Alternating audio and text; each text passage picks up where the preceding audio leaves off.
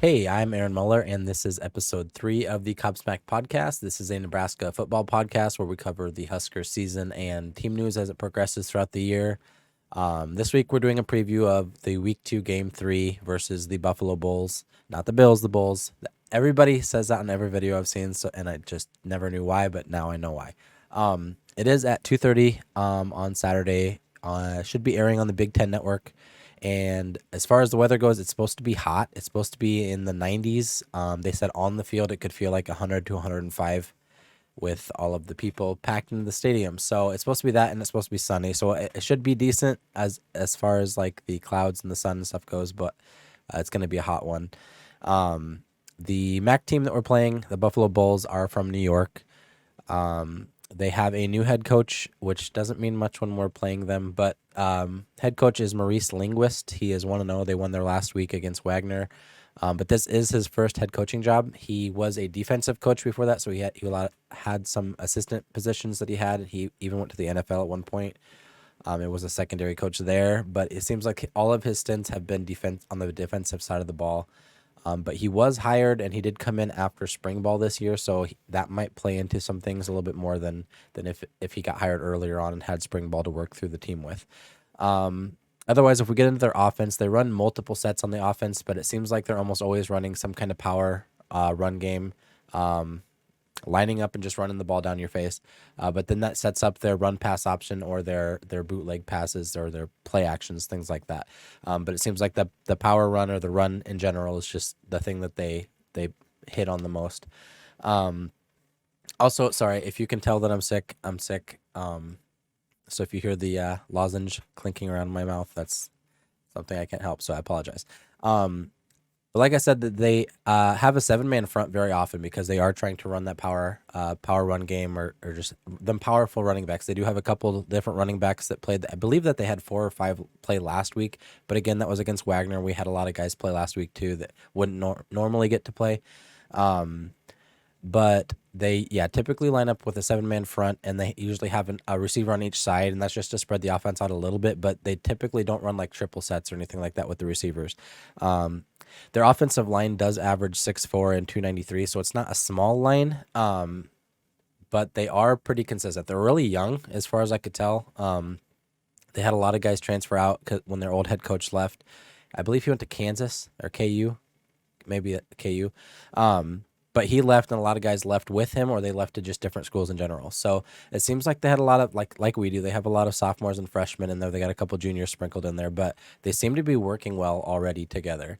And last year, or in the last 15 games total, they have only allowed 2 sacks. So that might change a little bit now that people have left and people have gone on and graduated or whatever. But for the most part, their offensive line seems to work very well together. And that was no different than in their last game that they played with Wagner. Again, Wagner, but you could say the same thing with the Huskers and Fordham. But anyway, so they set up the run game first. It seems like they run first, and then that sets up their play action or their run pass option. But because their quarterback is not very mobile, he's not like an Adrian Martinez. He's not somebody that's going to be able to just take off and run on you. So he does set up those play actions or the run pass options very well. And it seems like their quarterback, I believe he is one that stuck around. He's a senior this year or at least a junior, but I'm pretty sure he's a senior. But again, he's not mobile, so he's going to either focus on completely giving the running backs the best option that they have to get out, or he's going to throw the ball really well, which he seems to do as well. Notable players on the offensive side of the ball, they do have Kevin Marks. He's a running back. He was behind the guy who now is the Jaguars running back. I'm not completely sure on that, but I know he's in the NFL. Last week was only his 5th career start, and yet he's like 3rd in line for their overall rushing yards at the Buffalo University. I believe it's the University of New York, but they call it the Buffaloes. Anyways, his ability to run so he runs between the tackles. They run up the gut almost all the time, but his ability, like if that collapses, if there's nowhere to go there, his ability to bounce to the outside is pretty good. From what I seen in the last game. Again, it's against Wagner, so things are going to happen, but if there's not room in between the tackles, he does have the ability to bounce outside. So that's going to put more pressure on our corners and our safeties to come up and make the stop there. And they also have a wide receiver that transferred in from Western Michigan, I think, or Eastern Michigan, one of the Michigans, not the main Michigan, but the other ones. Kean Williams, he transferred in. He had 5 catches last week for 97 yards. He didn't get in the end zone, but he got big chunk plays every time he got the ball, and it seemed like he was a quick guy on the outside. So he wasn't necessarily coming across the middle very often. They had another guy for that. But already he's become a nice target for their quarterback that seems to be clicking well. So that's something to watch out for too. Let's switch to the other side of the ball. The defense runs a 4-3. Again, they are really set on setting up their run game, but then also shutting down the opponent's run game. And like I mentioned, the coach had played safety at Baylor. I didn't mention that. He played safety at Baylor, but he is very defensive minded. He coached defensive side of the ball all the way up till his head coaching job. So I feel like if anything, if he had to choose one side of the ball to be more cemented into, he's going to have this defense ready to play. They do seem to pressure often, like they have the 4-3, but it seems like they play man-to-man coverage on the outside, but everybody else is pretty well pushing in as far as the linebackers and the line go. I didn't see anybody else lining up like how JoJo lines up on the outside or the defensive ends lined up on our side of the ball. But their linebackers seem to blitz in pretty often. And that could spell trouble for us because our offensive line does have trouble holding the line. And so that could give us a lot of trouble. Notable players on that side of the ball, Taylor Riggins is one of their defensive ends. He got injured at the end of 2019 or at the beginning of 2020, but he was an All-MAC defensive end the year in 2019. He had 2 sacks last Saturday, and he seems to apply a lot of pressure all by himself. So that could be another reason that they maybe send pressure, is because they know that he's going to get through. He's going to take up one of the offensive linemen himself, so it gives the ability for linebackers to shoot through. As far as their special teams, it was kind of hard to get anything from their last week. They didn't punt at all last week, but their kicker seemed consistent as far as field goals and kickoffs went. I believe that the other team only brought 2 out, so I'm guessing he had a lot of kickbacks. I couldn't find any like actual stats on that, but as far as the keys go for the game, so keys for the game, like I mentioned, I mentioned this last week too. The offensive line is the thing that I am most worried about with the Husker team right now. It was the same way last year. It was the offensive line and the defensive line were the 2 biggest areas that I thought needed improvement, and it's still the same way. I thought that last week I mentioned that we had a size advantage over Fordham, so it should have been easy to push the ball around on both sides of the ball. The defensive line should have been able to shoot in and hit their quarterback, hit the running backs in the backfield more often. I believe we only got 1 sack last week, so that speaks to itself. But our offensive line had a lot of trouble keeping Fordham's guys and giving Adrian time to throw. There was a couple different times where Omar Manning had wide open passes that he could have gotten past to if Adrian wasn't flushed out of the pocket. So our offensive line needs to create big holes for the running backs to get the running game going, and then they also need to give Adrian time. So they just need to hold the line or push into the backfield like they're supposed to. Matt Hoskinson, he was one of the 3 times national champions we had in like the 90s. They ask a lot of the former offensive linemen to come in and speak on Fridays, I guess. Didn't know that was a thing, but I guess every Friday the line coach brings in one of these all-time greats from the 90s and asks them to speak to the team. And he specifically called out Bryce Benhart, Turner Cochran, Teddy Prochaska. And he said, Bryce, Turner, Teddy, just because it's your first year, you don't have time to grow. This has to happen now. It has to happen this year, and it has to start with the offensive line. And like that right there cements everything that I believe. Like I said last week that the offensive line is young. They need time to grow, but they don't have the time to grow. So they need to learn quickly. And that's essentially what he's saying, and he's coming in. He was a walk-on himself. It wasn't easy for him in the 90s. I mean, it would have been a little easier because he had other guys to kind of learn different techniques and stuff from. And the defensive line he had to play against, he had to get up to that level very quickly just to practice. But what he's saying is that the legacy we left was champions. The legacy you were leaving is you're bringing Nebraska back. And it has to start with you guys. We can't run the ball without the offensive line. We can't pass the ball effectively without an offensive line. Like, it all starts with the offensive line, and that's just how it goes. They don't get a lot of credit. I mean, they do as a unit, but they don't like get individual credit, and like that's kind of a selfless position to play in the first place. A second key, we need to limit our mistakes. We have been known to shoot ourselves in the foot quite often in the past, and that's something we just cannot do going forward. We only had 2 penalties last week, which was ideal. We don't want to have any penalties, but 2 penalties for I think 15 yards total last week. We can deal with that more than the huge major penalties that like cost us in different games throughout history. We did lose 2 fumbles last week. I think we fumbled it 4 total times. We lost 2 of them. We need to stop.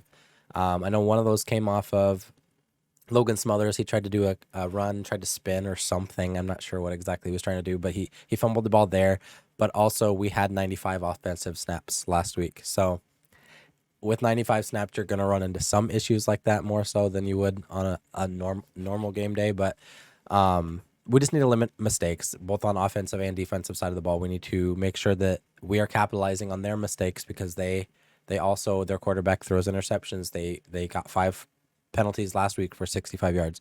But we just need to have little things go our way, and so we need to limit our mistakes as much as we can. That's easier said than done with the Huskers. We seem to not necessarily get a ton of penalties and things, but when we do get them, or when we do fumble the ball, or when we do throw an interception, it's at a major moment in the game. So we need to limit that and control when we are making mistakes, if any at all. The last key that I really think that we need to get our rushing game going. We need to get the ball moving on the ground as much as we can early on so we can set up the pass plays down the field with Samori Toure and Omar Manning on the outside. They do play man-to-man on the outside, so if we can get the separation, there's a gap on the outside in between where the corners can keep up with you and the safeties can come in. The linebackers tend to sit towards the middle of the field trying to make sure the run game isn't going to go anywhere.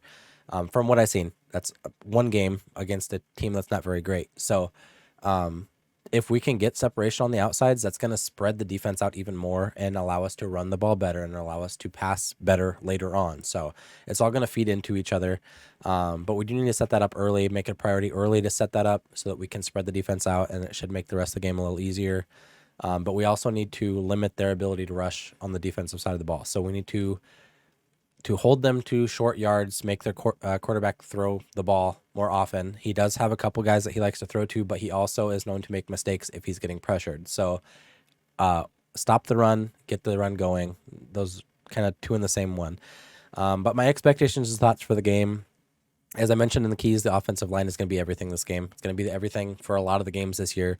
But again, I mentioned last week we had a size advantage, and I believe this week we have another size advantage on both sides of the ball, and we need to use that to our advantage. We need to be able to push them around like we should be. We can't just sit back and wait for them to come to us. We have to start the contact and then hold the contact. We can't just once we get the contact, we back up.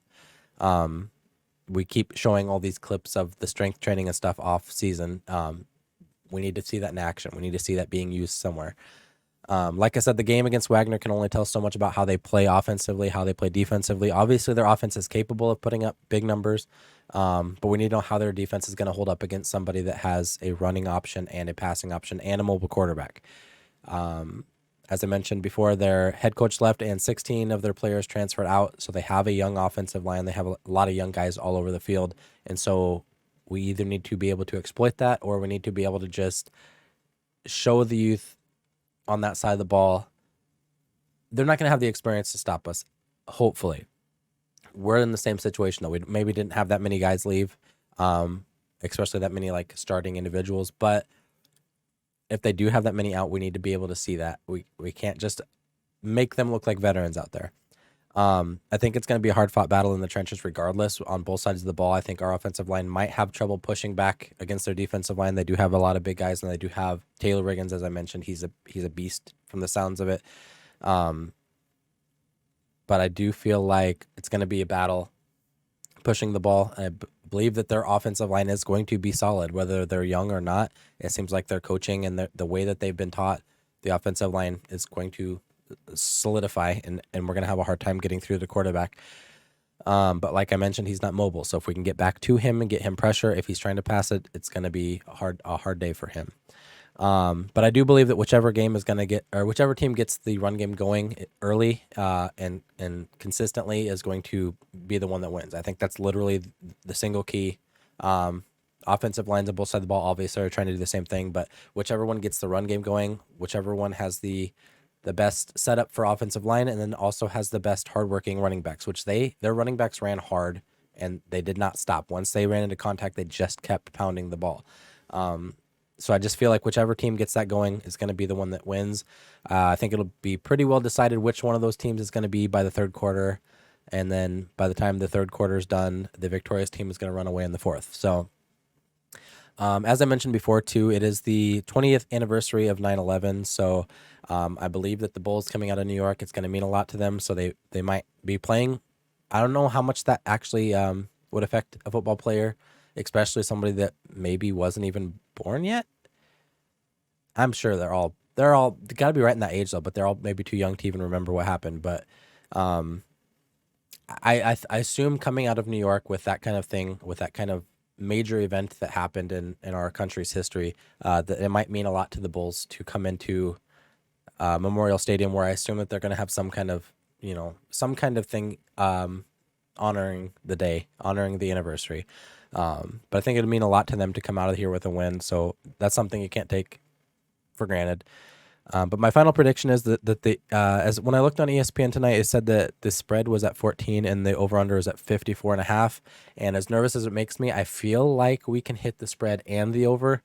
So I'm going to take the Huskers 41-24.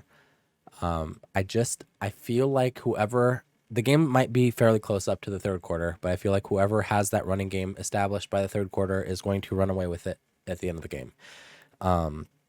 And I feel like we have a lot more talent on both sides of the ball. It's just a matter of who's going to shoot who in the foot and who's going to capitalize on mistakes. So that'll wrap up this week's preview. We'll be back here on Sunday for a recap of the game. Do you think I'm way off base? Do you think I'm delusional? Do you think that I have too much hope in the Huskers and too much faith in the Huskers that they can continue to improve? Leave a comment below or let me know on Twitter. It's at Cobsmacked Pod on Twitter. I also stream on Twitch at The Shadows on Tuesday, Thursday, Sunday. But until next time, go Big Red.